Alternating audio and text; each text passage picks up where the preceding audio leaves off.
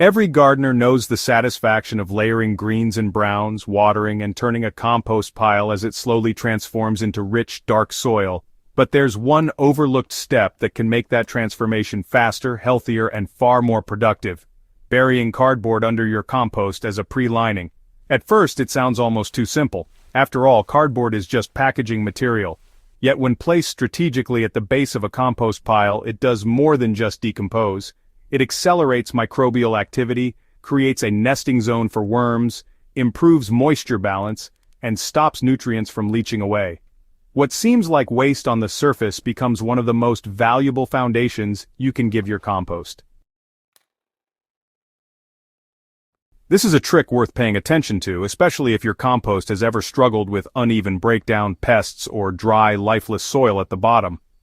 Gardeners who've adopted the cardboard method often report that their piles not only decompose faster, but also teem with worm activity in ways they hadn't seen before.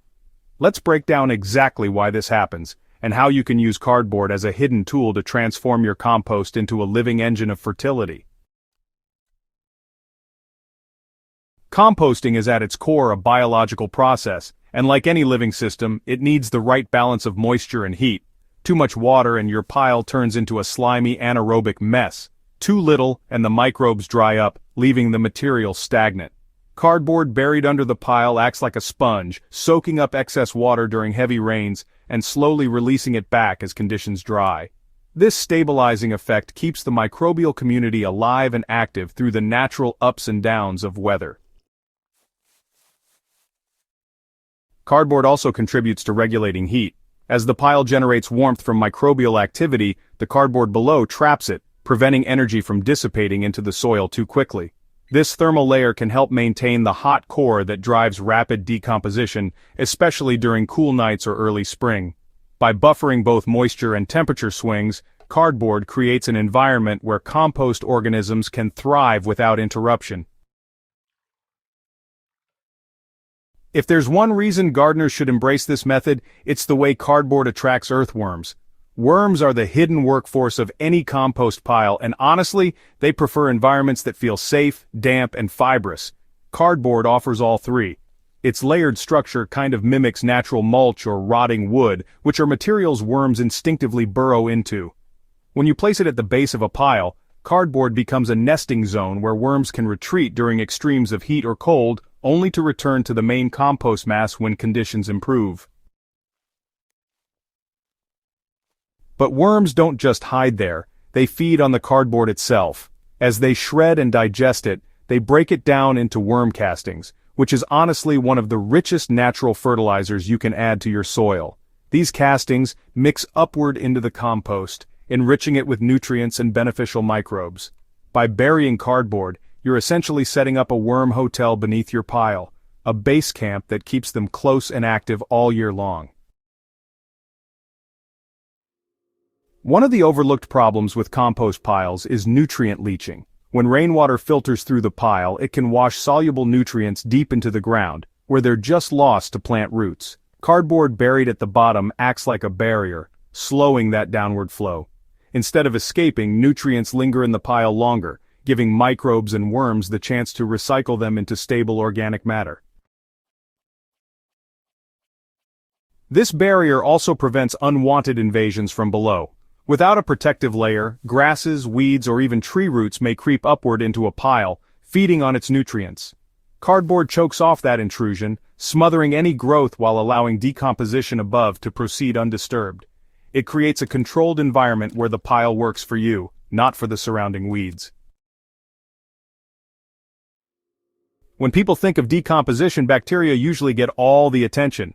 But fungi are just as essential, especially in breaking down tough materials like leaves, stalks, and stems. Cardboard made from processed wood pulp is rich in cellulose, a compound fungi excel at digesting. By layering it under compost, you're inviting fungal networks to colonize quickly.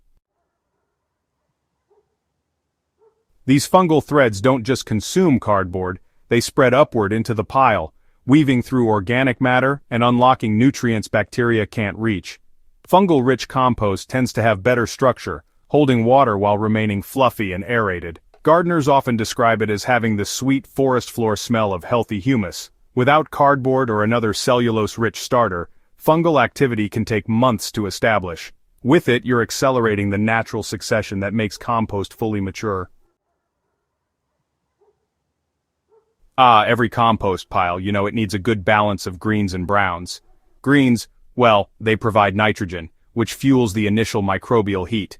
Browns, on the other hand, provide carbon, the structural energy that microbes need to build their cells. The tricky part is, greens often overwhelm the pile. That's because kitchen scraps and grass clippings get added daily, while browns like leaves or straw aren't always available in equal measure. Now here's a little tip: cardboard buried under the pile functions as a slow-release brown. While the greens above break down quickly, the cardboard feeds carbon steadily over time. This keeps the carbon to nitrogen ratio in balance, preventing the pile from turning too wet, smelly, or nitrogen-rich. It's like a safety net against imbalance, releasing its benefit gradually while you continue adding scraps from the top. So not all cardboard is created equal, and using it wisely, well, it makes a big difference. The best choice is plain brown corrugated cardboard, free of glossy coatings, dyes, or heavy printing. And don't forget to remove all tape and labels, as these don't break down and can introduce unwanted plastics into your compost. To prepare it, just flatten the cardboard and, if possible, soak it briefly in water. This softens the fibers and makes it easier for worms and fungi to colonize. Lay 1 or 2 layers at the base of your compost bin or pile, ensuring full coverage. But avoid stacking it too thickly, as this can create a mat that blocks airflow. The goal really is not to seal the bottom completely, but to create a breathable foundation that gradually melds into the compost above. Gardeners who try this method often notice changes within just a few weeks. Worms show up in greater numbers, gathering near the cardboard base. Moisture levels settle in, so the piles don't dry out or get waterlogged. After a few months, when you turn the pile, you'll see the cardboard is mostly gone, transformed into dark, worm-rich compost that mixes right in with the rest. The biggest difference really shows up when the compost is ready to harvest. Instead of being clumpy or uneven, the finished material is crumbly, sweet-smelling, and just packed with microbial life. Plants that get this compost grow stronger, with roots that benefit from all the fungal activity and worm castings created at the foundation. The cardboard itself is long gone, but honestly, its effect sticks around in every handful of that rich humus.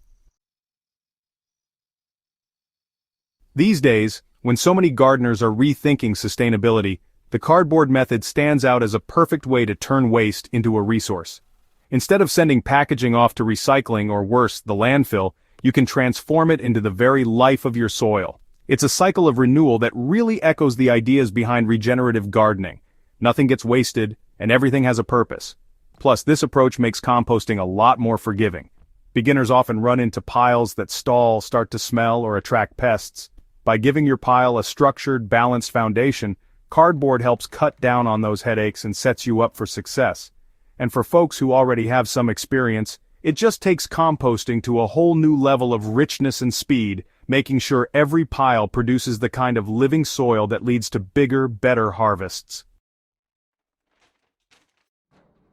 Burying cardboard under a compost pile might sound like a small, almost trivial step, but honestly its impact is huge. It helps steady moisture, draws in worms, invites fungi, prevents nutrient loss, and balances decomposition in ways that few other materials can match. It turns a simple compost heap into a thriving ecosystem, one that works harder and faster to give back to your garden. If your goal is soil that not only feeds your plants but builds lasting fertility, this is a method you'll want to try. So, the next time you start or turn a compost pile, just set aside a few flattened boxes. Lay them at the base, bury them under your layers, and watch how quickly the life in your compost really takes off. For more timeless, soil-saving techniques like this, be sure to subscribe to Hydrohaven and share this guide with other gardeners. Together, we can keep uncovering the simple, powerful methods that make soil come alive.